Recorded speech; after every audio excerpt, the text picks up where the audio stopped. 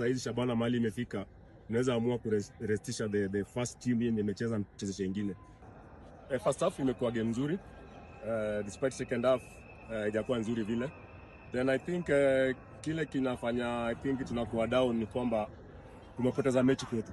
Tujapata point moja kwetu, tumepoteza mechi because tulipiga kwa maximum points.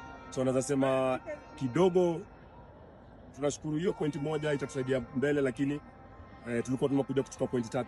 Ukiangalia vile tumeconsider bao, consider out of nothing. And when you want to win championship, you don't concede such goals. So naweza sema imekuwa ni kitu ya kuchukiza sana. Headache hapo ukiangalia. Saizi the team iko na depth nzuri. In fact saizi Shabana mali imefika, unaweza amua kurestisha the first team yenye imecheza mchezo mwingine. So kwetu ni blessing, naweza sema it's a blessing because haitupati headache. Wao wenyewe wachezaji ndio wenyewe inawapatia headache kwa sababu lazima kila mtu awe extra hard. So for us inatupatia more options kwa sababu tunaweza chezesha mtu kulingana na uwezo wake, na I think the team saizi sio kama last season vile ilikuwa depth ilikuwa iko chini kidogo. This season at least naweza sema God ametubless, tulipata the right signings na itatusaidia kuweza kuachieve goals zetu.